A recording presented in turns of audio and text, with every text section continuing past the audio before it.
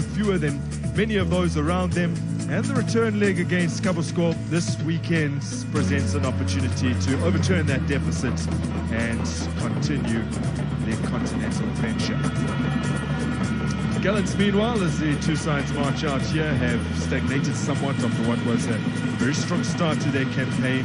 They began with successive wins, but are without victory in their last 5, although that run does include an admirable home draw against Mamelodi Sundowns a week ago, one of 3 successive 1-1 stalemate. Cote d'Ivoire with Stade Abidjan. He's still waiting for the couple of Stade Abidjan players that he was able to convince the board to sign to actually get their work permits. So Marumo Gallants could look fairly different in the weeks to come, and those new recruits will likely help them improve their performances as well. So there are a whole host of teams playing later this evening as we get underway with the 5:30 local time kickoff, but there are several teams who could actually overtake Kaizer Chiefs if they fail to get a result here this evening on the...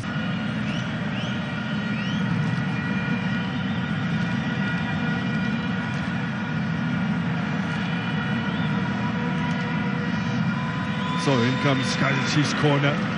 Washington Arubi, older statesman of the entire division, the 40-year-olds. Makes a strong punch and in a good claim ahead of... Now set piece for Kaizer Chiefs. Continuous application of pressure. Balls going to be set into that mix in that box. Lots of yellow shirts, so are the white shirts. In from Gaston Serino. Washington Arubi strong in the air. So we'll have to play a little bit more central in assisting Inacio and Quinica. And you can't have a Marco there with high balls flying into that box because he's aerially challenged. So for me, I understand the decision to have him a little bit behind. Sednami is in behind on the half volley. Draw the sharp save out of Brandon Peterson. Point I was trying to make that this is where they're expecting to exploit the space. The 3 sometimes are not able to cover that side, that channel. Frozal will have to come down and back alongside Msendami. Ball to Reef Frosler. Drilled it to the edge of the area. In Globo, deflection. That's Washington Arubi equal to the task. Unfortunately.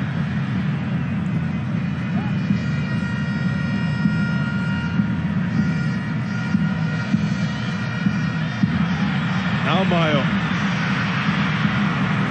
Now he leapt for it, but Skosana challenging alongside him. Hold it.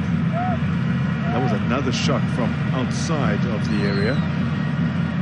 We are leading the stats as far as shots taken. I was mentioning Sindami's winner against Kaizer Chiefs the last time they met was also from outside the area.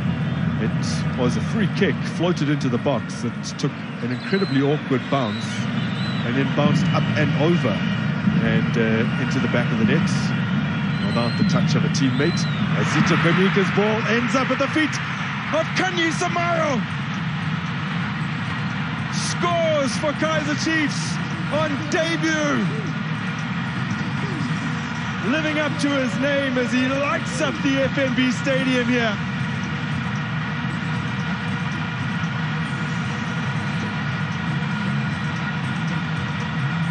That was the main reason why he was brought home, to try and improve the taking of chances in that area. And it's not like Kaizer Chiefs haven't been creating. I mean, last season, or the better part of the season, were the most creative, but they weren't able to take the chances.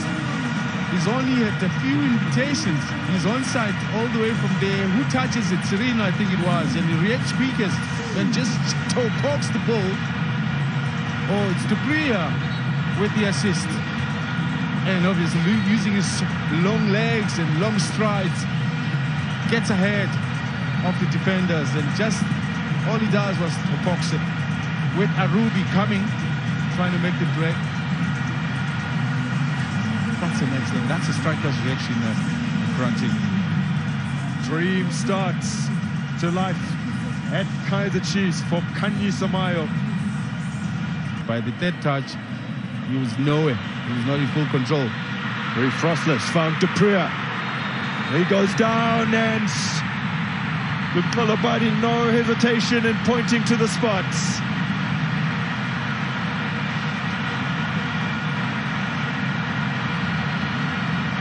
Dupree contributes in this instance. I feel like he should be contributing a whole lot more, because a man with his pace is supposed to be creating more harm defensively. How unfortunate can you be? Yeah. Now, the question is, what was that hand already on the ground? Because the question there is, if it's already stuck to the ground, you can't give it. But if it's still going down, then it can be given. Maybe we'll have the opportunity to see a bit more. Yeah, it's also quite high up on his arm. It will be Gaston Serino to take, a man who has only scored 2 of his last 5 penalties that he's taken. But he did net with his most recent. Is it against ours? Against Orlando Pirates. Serino sees his penalty saved by Washington Arubi. And his recent woes from the spot continue.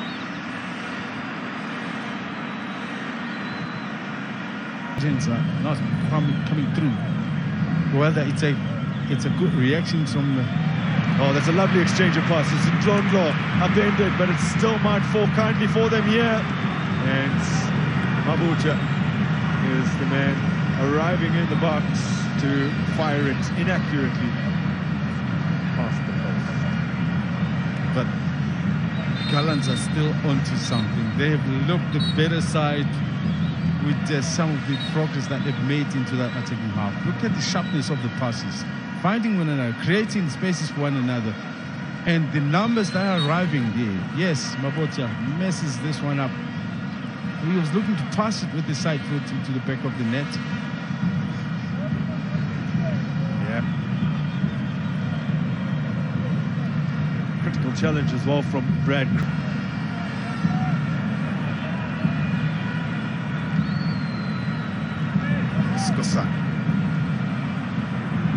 Searching ball to try and locate Mutlong, which he has done. Miguel, the interceptor.